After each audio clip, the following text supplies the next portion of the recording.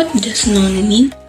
Noun is identified as a word that names a person, place, thing, or idea. They can also act as complements or modifiers.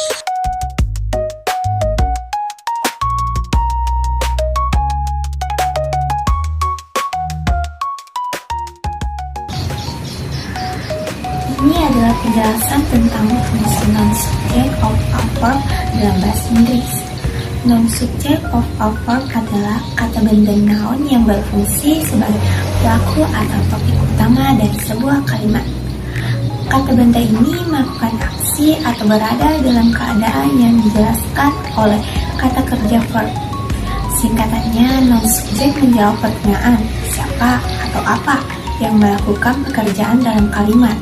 Contoh kalimatnya. Yang pertama, the cat is sleeping on the bed. The cat, kata benda, adalah subjek yang melakukan aksi is sleeping, kata kerja. Kedua, student learn grammar rules. Student, kata benda, adalah subjek yang melakukan aksi learn, kata kerja. The car stupid at the red light.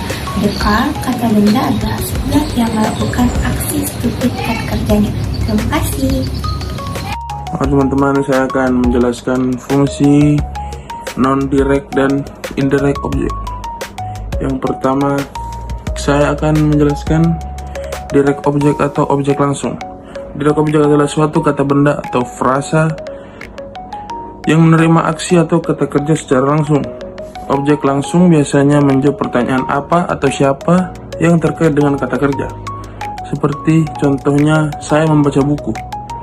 Buku adalah objek langsung dari kata membaca. Yang kedua, indirect object atau objek tidak langsung. Indirect object adalah suatu kata benda atau frasa yang menerima manfaat atau hasil dari aksi kata kerja, tapi tidak secara langsung menerima aksi tersebut.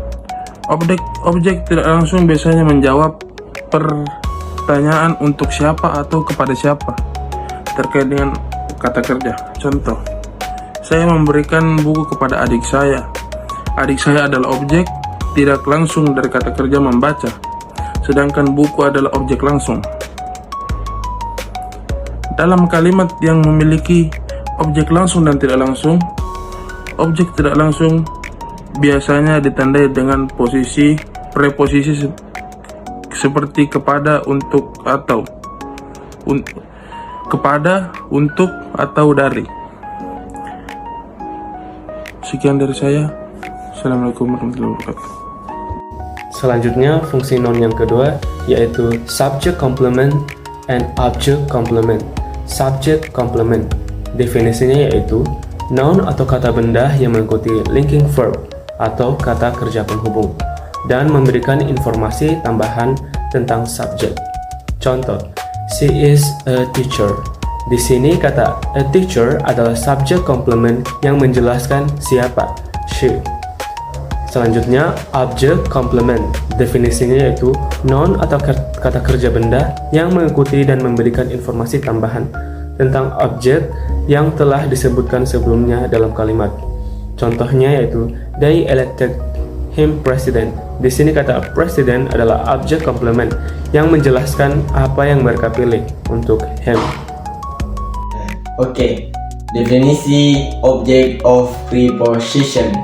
Object of preposition adalah kata benda atau noun atau kata ganti benda, pronoun, yang muncul setelah preposition, kata depan, dan menjadi pelengkapnya. Contoh preposition ada 10. Pertama, in, on, at, with, about, for, by, under, between, dan yang terakhir to. Oke, contoh kalimat preposition. Yang pertama, she is waiting for the bus.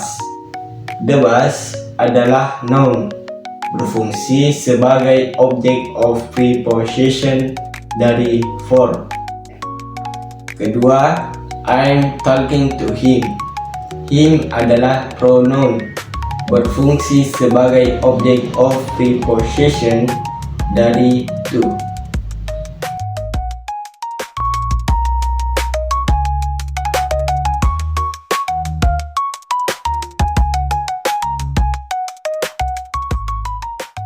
Selanjutnya kita akan membahas jenis-jenis noun.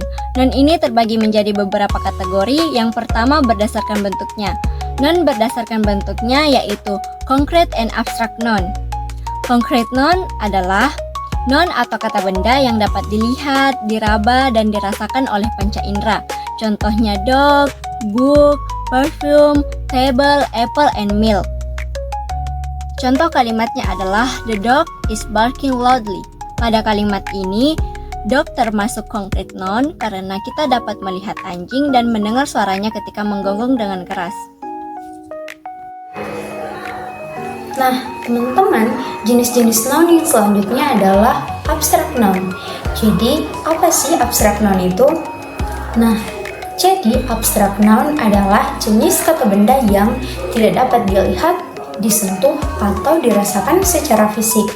Contoh abstract noun misalnya seperti happiness, kindness, love, knowledge, hope, atau sadness.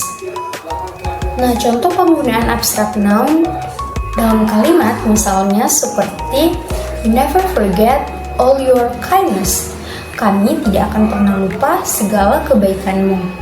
Dan yang kedua adalah happiness is the most important thing in my life. Kebahagiaan adalah hal terpenting dalam hidupku. Nah, jadi teman-teman sudah paham kan apa itu abstract noun, contoh-contoh dari abstract noun, dan penggunaan abstract noun di dalam kalimat. Saya akan menjelaskan countable noun. Countable noun adalah kata benda atau noun yang bisa dihitung. Bentuknya ada dua, ada singular atau tunggal dan plural atau jamak. Contoh dari singular itu a book dan one pen, sedangkan plural books dan cats. Perbedaan antara singular dan plural ketika countable noun dalam bentuk plural kita menambahkan akhiran s setelah nounnya. Contohnya a book yang berarti satu buku itu tunggal dan books yang berarti lebih dari satu buku itu jamak. Uncountable noun. Uncountable noun adalah kata benda yang tidak bisa dihitung secara langsung menggunakan angka. Biasanya berupa materi yang sangat kecil seperti sun, bahan yang berbentuk cair water, atau sesuatu yang berbentuk abstrak advice. For example, I need some water, or she gave me useful advice. Nah, jenis noun yang ketiga yaitu common noun and proper noun, yang dimana common noun merupakan kata benda yang merujuk pada tempat, orang, ataupun konsep secara umum yang tidak spesifik. Mengapa dikatakan tidak spesifik? Karena common noun ini mencakup kategori yang luas. Maka dari itu ketika kita berbicara tentang penulisan common noun, nah common noun ini ditulis hanya menggunakan huruf kecil kecuali berada di awal kalimat. Nah, jadi ketika common noun ini berada pada tengah ataupun akhir kalimat, maka hanya ditulis menggunakan huruf kecil. Adapun contoh kata dari common noun yaitu man, woman, animals, office, and city. Dan contoh kalimat common noun yaitu I'm about to move the city. Nah, selanjutnya ada jenis yang terakhir yaitu proper noun. Apa sih proper noun? Proper noun adalah kata benda yang menunjukkan nama khusus dari seseorang, tempat, atau benda, dan selalu diawali dengan huruf kapital. Nah, adapun contoh dari kata proper noun yaitu Jakarta sebagai nama kota, Tina sebagai nama seseorang, dan Amazon sebagai nama sungai. Berikut contoh kalimatnya yaitu Tina lives in Jakarta near Amazon River.